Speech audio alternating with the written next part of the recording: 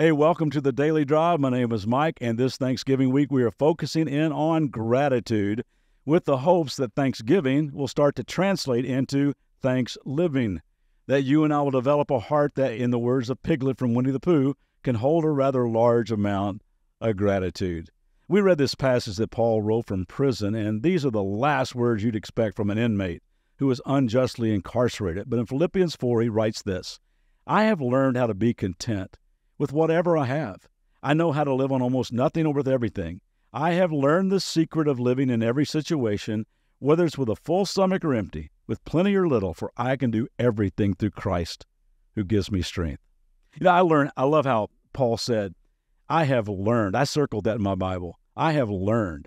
How do you learn anything? You practice, right? I mean, how do you learn to play guitar? You practice. How do you learn to shoot free throws? You practice. How do you learn to become a gourmet chef? You practice. How do you learn to hit a golf ball? You practice. You learn by practicing. And the same principle applies. You learn gratitude. You learn contentment by practicing gratitude. You learn contentment by practicing gratitude. Y'all ever been on one of those glass-bottom boats, maybe in Florida or off the coast of Mexico or the Caribbean? You get a crowd of people surrounding the viewing area, excited about what they're going to see on the bottom of that boat. But as the boat pulls away from the harbor, people start moving away from the viewing area because there's really nothing to see. The faster the boat goes, it all becomes just a blur. Just below the surface gets lost in the darkness of the water. But then the captain pulls into a cove, and he parks it next to like a coral reef, and he shuts off the engine, and everything gets really, really still. And the bottom of the boat turns into this magnificent world of beauty. And it was just a few feet away, just below the surface the whole time. But it would never be visible if the boat just kept ripping through the water at a rapid pace. The only way to drink in the underwater wonder is to slow down and come to a complete stop. And gang, we are so good at skimming the surface, aren't we?